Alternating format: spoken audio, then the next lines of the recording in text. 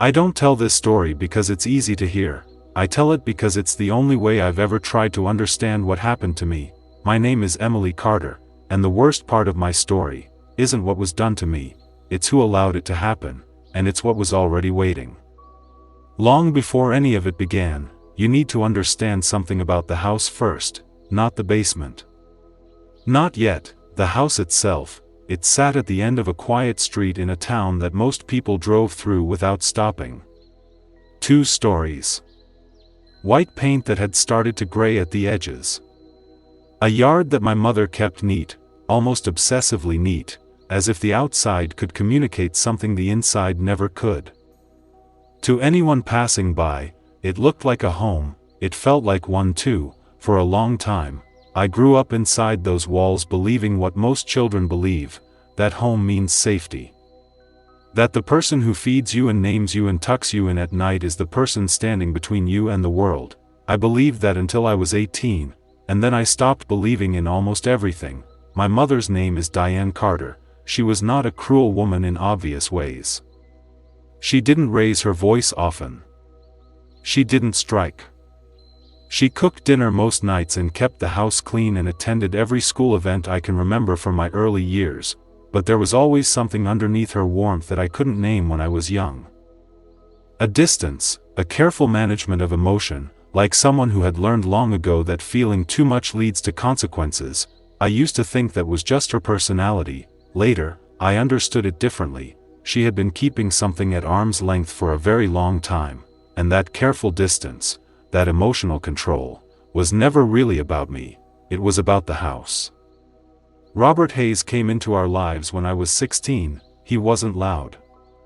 He wasn't forceful in the ways that would have made my mother question him. He was the opposite, quiet, deliberate, always measured. The kind of man who made you feel like you were being listened to, until you realized he was actually just studying you. He came to dinner twice before he started coming every week. He came every week before he started staying the night. He stayed the night before he was simply always there. My mother softened around him in ways I hadn't seen before. She laughed more. She stopped asking me as many questions about my day. The focus of the house shifted, almost imperceptibly, from the 2 of us to the 2 of them, and I became something that existed in the background of her new life. I tried to tell myself that was normal. That mothers were allowed to have lives. That I was being selfish, but there was something about Robert Hayes that no amount of self-reasoning could explain away. When he entered a room, something changed, not the temperature, not the lighting, something else, something I couldn't measure or describe, just a shift. Like the air had been rearranged, like something invisible had moved to accommodate him. I told myself it was anxiety. Jealousy. A teenage mind making meaning out of nothing. I was wrong. What happened when I was 18, I won't describe it in detail, not because I can't, but because the details aren't what this story is about. What I will say is this: there was a night, there was a moment I couldn't take back, and afterward, everything I thought I understood about safety collapsed. Fear is a strange thing. It doesn't just sit in your chest. It moves. It spreads through your thoughts until even the things that should feel neutral start to feel dangerous. It changes the way you see faces, rooms, doors, silences. After that night, I was afraid of almost everything, and the one person I thought I could go to was the one person I should have feared most of all. When my mother found out I was pregnant, I watched her face go through several expressions in the space of a few seconds: shock, then something harder, something I can only describe as calculation. She didn't hold me. She didn't ask what happened. She didn't cry, not for me. Anyway, she stood in the kitchen doorway, and she looked at me the way someone looks at a problem they need to contain before it spreads. "Who knows?" she asked. That was her first question. Not, "Are you all right?" Not, "What do you need?" "Who knows?" And in that moment, I understood that my situation had been categorized in her mind not as a tragedy, but as a liability. I don't know exactly when she made the decision. Maybe it was that night. Maybe it had been forming before I even told her, but within 3 days, she took me downstairs. She told me it was temporary. She used that word more than once, temporary. She said she needed time to figure things out. That people couldn't know. That Robert had friends in the right places, and if this got out before she could manage it, everything would fall apart. She didn't specify what everything meant. I didn't ask. I was too afraid of the answer. The basement beneath our house was old. Older than the house itself, in the way that some foundations are, built when the land was used for something else, by people whose names no one remembers anymore. It had been used for storage most of my life. Boxes. Old furniture. A chest freezer that hummed constantly in the corner. The kind of space that gets forgotten because there's always something more pressing to think about.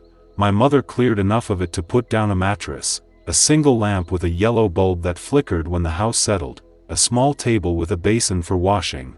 That was it. That was the whole world she gave me. She walked me down the stairs, set a bag of my things on the floor, and said again that it was temporary. Then she walked back up, and the lock clicked.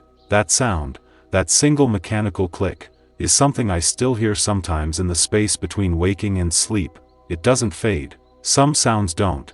The first 3 days, I told myself she would come back and say it was over, that she had figured something out. That Robert was gone. That she had called someone. That help was coming. I sat on that mattress and I counted the hours by the sound of footsteps above me, morning footsteps. Midday footsteps. The heavy thud of the front door. The distant sound of a television. Life continuing above me as though I had simply stopped existing. On the 4th day, I stopped counting, not because I gave up, but because counting had started to feel like a kind of madness. Like if I kept doing it, kept clinging to time as if it still belonged to me, something inside me would fracture that couldn't be put back together. So I let go of the hours, and that's when I first noticed the silence. The basement had its own sounds, the hum of the chest freezer. The occasional groan of the pipes. The faint creak of the floorboards above when someone walked over a specific spot near the kitchen. I catalogued all of them in those first days. Not intentionally, my mind did it on its own. The way a mind does when it's trying to establish what's safe and what isn't. Every sound had a source, every sound had an explanation, until one night, it didn't. I was lying on the mattress, eyes open, staring at the ceiling. The lamp was on, though the bulb had dimmed slightly as the night went on, something it did when the temperature dropped. The house above was quiet. Everyone had gone to bed, and in that silence, I heard something, not loud, not sudden, just a shift, like something adjusting its position, like the weight of the room had moved from one side to the other. I stayed completely still. I told myself it was the pipes. A mouse. The foundation settling. All the rational explanations lined up obediently in my mind, and then it happened again, closer this time, not in the walls, in the room. I didn't move for a long time, maybe 20 minutes. Maybe longer. My breathing became shallower without me deciding to change it. My body was making choices before my mind could catch up, holding still, conserving space, making itself small. The sound didn't repeat, but the feeling didn't leave. That was what unsettled me most, not the sound itself, but the quality of the silence that followed it. The silence felt inhabited, like something was in it with me, waiting. Over the next several nights, I built a careful case for my own sanity. The sounds were the house. The feeling of being watched was isolation playing tricks. The way the air sometimes felt heavier near the far wall, that was dampness. Old construction. Nothing more. I was 18 years old, alone, frightened, and pregnant in a basement. My mind had every reason in the world to generate things that weren't there. I held on to that explanation for as long as I could. It lasted 11 days. On the 12th night, something changed. I had been asleep, actually asleep, which had become rare, when I woke up suddenly, not gradually. Not through a dream fading, suddenly. Completely. Like a switch had been thrown, the lamp had gone out, the basement was completely dark in a way it had never been before. Not dim. Not shadowed, black, the kind of dark that has weight. I sat up slowly, telling myself the bulb had simply burned out. That I needed to stay calm. That darkness was just the absence of light and nothing more. And then I heard it, breathing, not mine, slower than mine, deeper, coming from the far corner of the room. I didn't speak for a long time. I sat on that mattress and I listened, and I told myself every possible rational thing I could think of. An animal had gotten in. A pipe was releasing air in an unusual pattern. I was still half asleep and manufacturing sounds from silence, but the breathing continued, steady, patient, unhurried. Like whatever was producing it had been there for a very long time and had no particular need to rush. Finally, because silence felt more dangerous than speaking, I said, "Is someone there?" My voice came out smaller than I intended. The breathing paused, just for a moment, and then, it shifted, not the breathing itself, but the location of it. It had moved, not toward the stairs, toward me. I want to be precise about something, because I know how this sounds. I know that fear distorts perception. I know that darkness and isolation and trauma can produce experiences that feel entirely real and leave no physical evidence behind. I am aware of all of that, but I also know what I heard. And I know what I felt in the nights that followed, because it didn't stop. Whatever was in that basement with me, it wasn't a sound I had invented. It was something that had been there before I arrived, and it was only now choosing to make itself known. Days passed. My mother's routine continued. Once a day, same time, food left on the tray, no eye contact, lock clicking behind her. I stopped trying to speak to her after the first week. Every attempt had been met with the same thing: silence, or a short instruction to be patient, or a reminder that this was temporary. The word temporary had started to feel like a cruelty, but the presence in the basement, that was changing. Not dramatically. Not in ways that would have been obvious to someone who hadn't been paying close attention, but I had nothing else to pay attention to, so I noticed everything. The sounds came more frequently now. Always at night.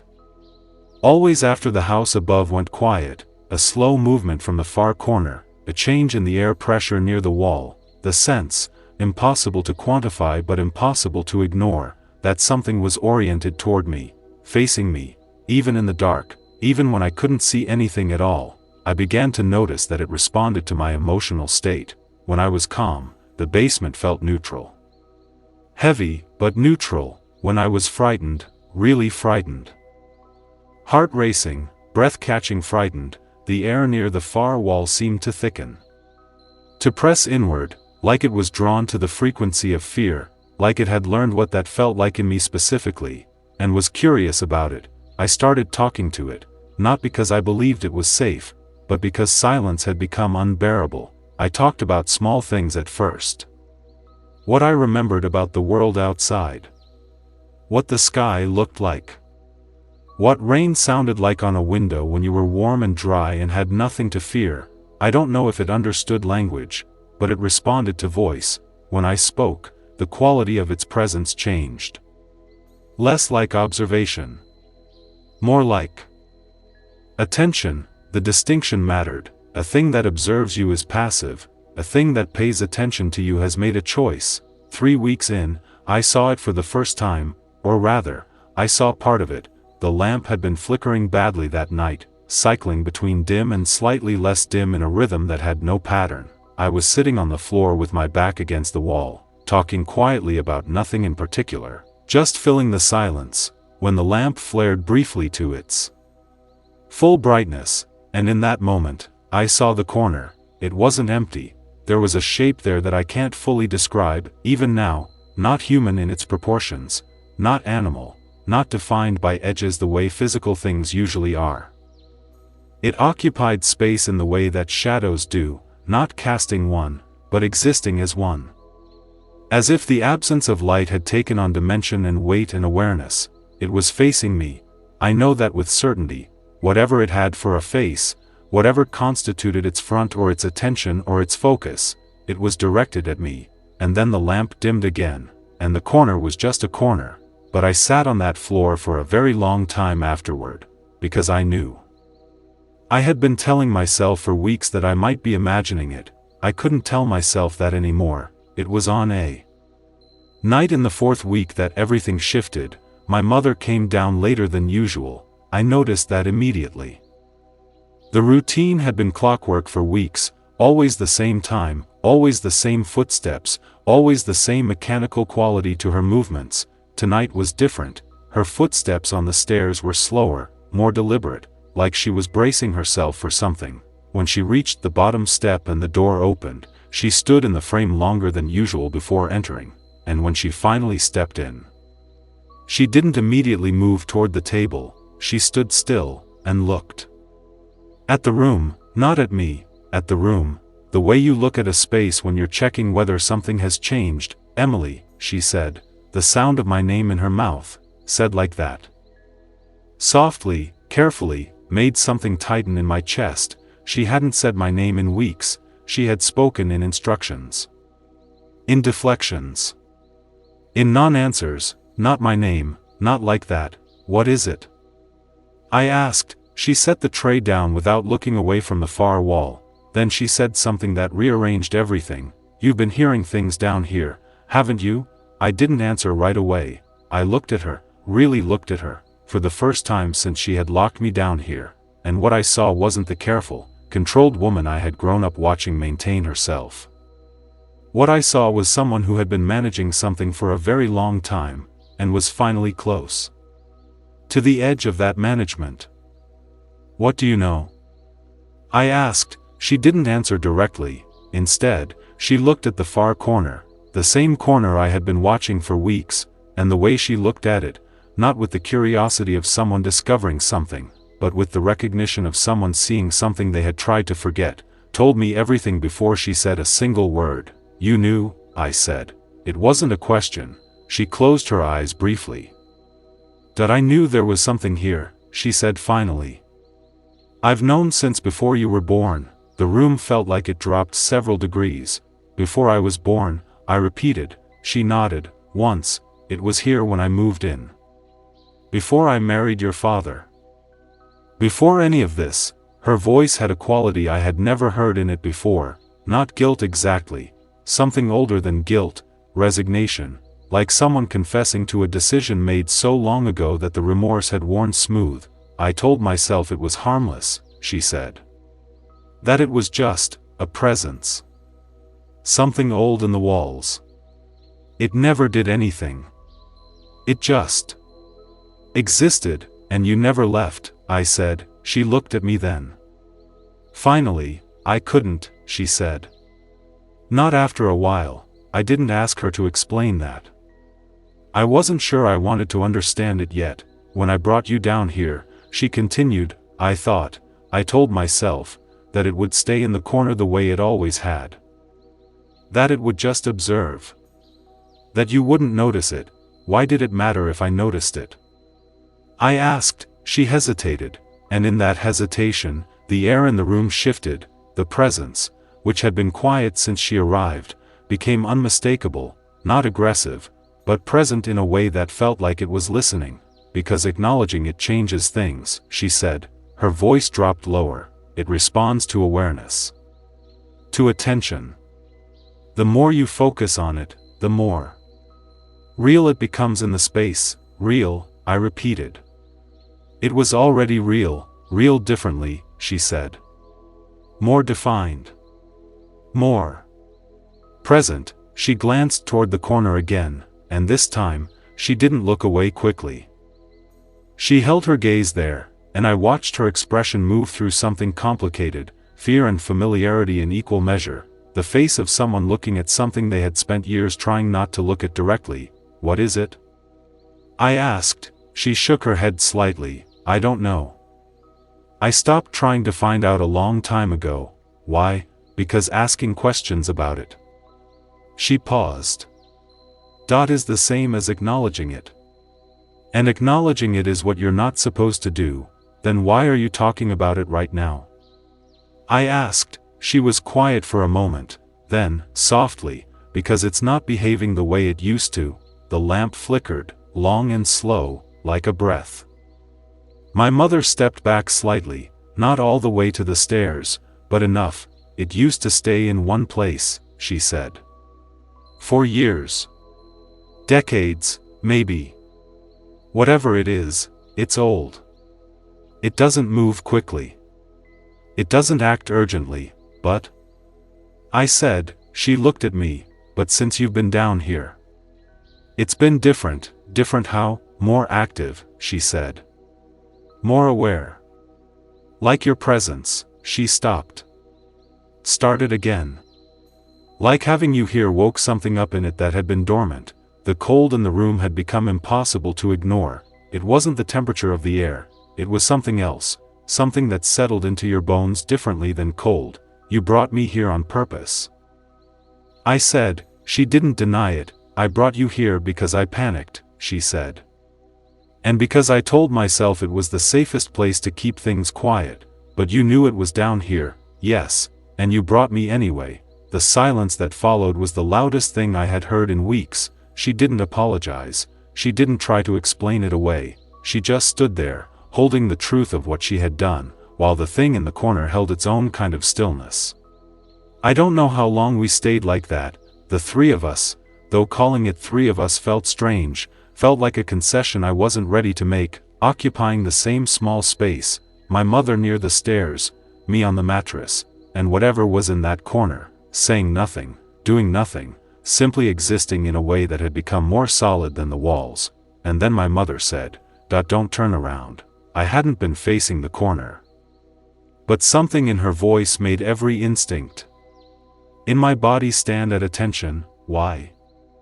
I asked. Her face had changed. The resignation was gone.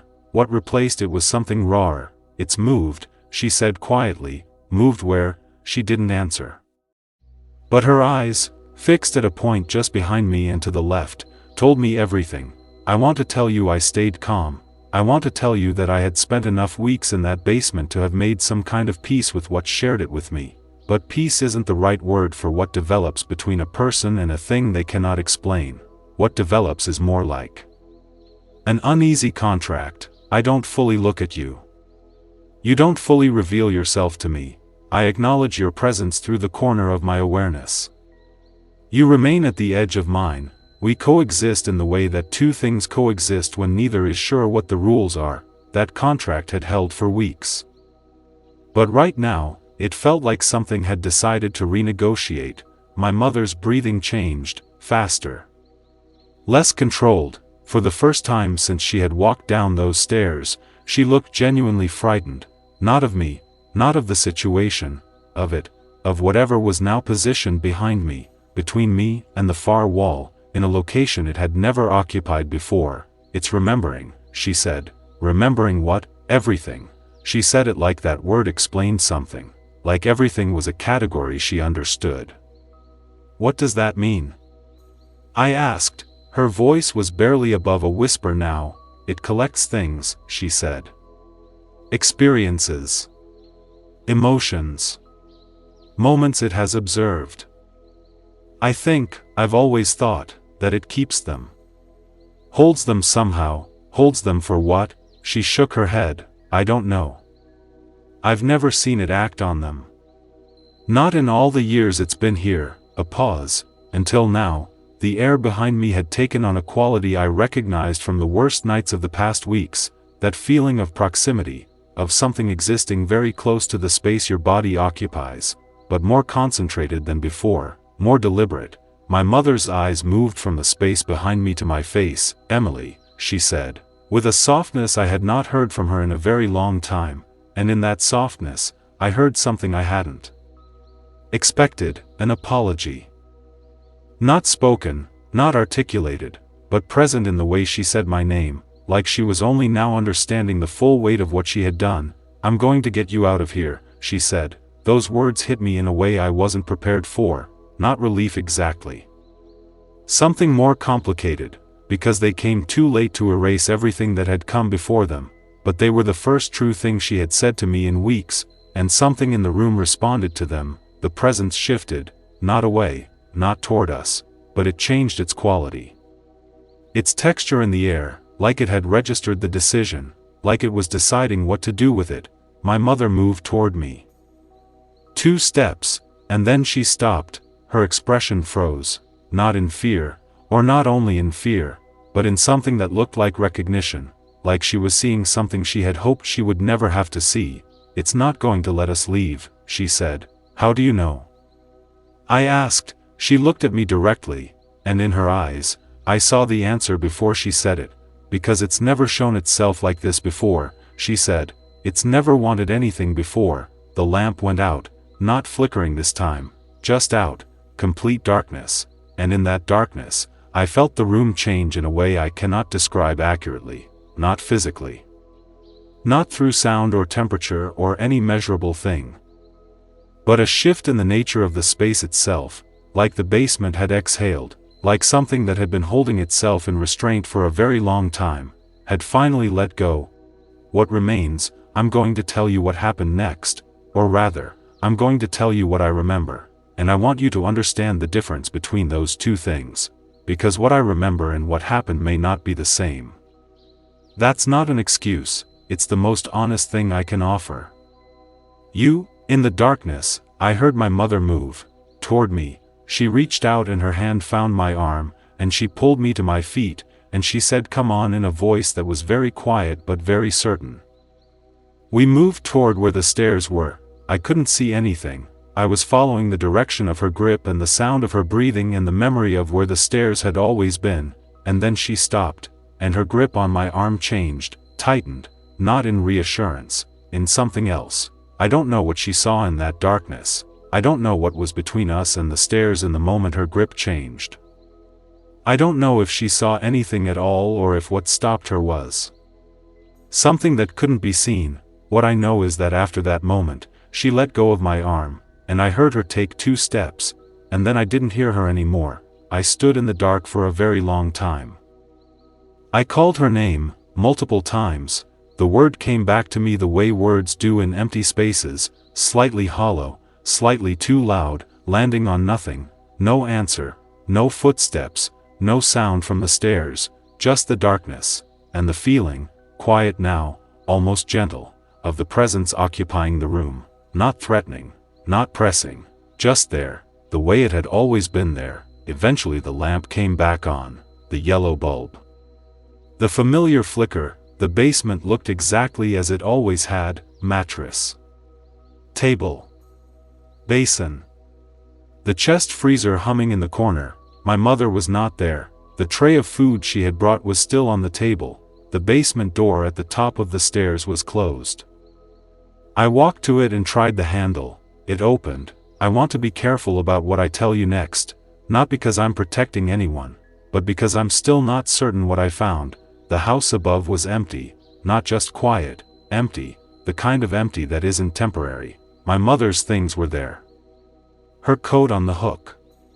Her shoes by the door. Her reading glasses on the kitchen counter. But she wasn't. Robert Hayes was not there either. The house was perfectly still, and in that stillness, I walked from room to room, and I looked at the life my mother had arranged around herself, and I tried to understand what I was standing in the middle of. I left the house. I walked to the end of the street and kept walking. I didn't look back. I want to tell you I felt relief when the house disappeared behind me, but what I felt was more complicated than relief, because whatever had been in that basement, whatever had watched me for weeks, whatever had learned me, whatever had finally moved when my mother tried to take me away, had not stopped me from leaving. It had let me go, and I've spent a long time asking myself why. Maybe it had what it wanted. Maybe my mother was always what it was waiting for. Maybe I was simply the key, the presence that woke something up that had been dormant for decades, the catalyst for something it had been building toward since long before I was born. Or maybe none of it was what I thought it was.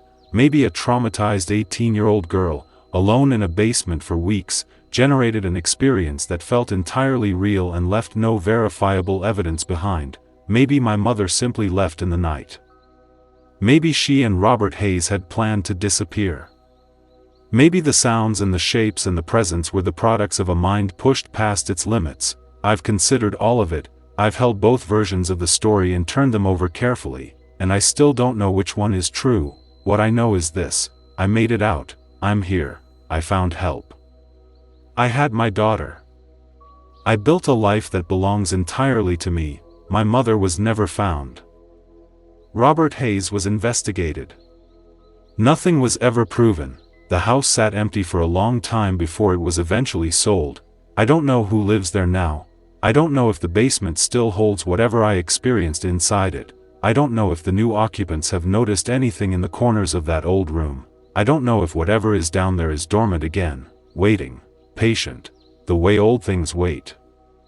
I told you at the beginning that I don't share this story because it's easy to hear. I share it because it's the only way I know how to hold it, to put it into words and release it into the air and let someone else sit with the weight of it for a while. Whether you believe me or not, that's yours to decide. But if you do believe me, then somewhere, right now, there is a house on a quiet street, and beneath it is a basement, and in that basement is a lamp that flickers more than it should, and in the corner of that room, something ancient is paying attention. If this story stayed with you after it ended, then you already understand why I had to tell it. Subscribe to Dark Night Terrors for original horror stories every week, and remember, the things that watch us in the dark, they don't always stay there.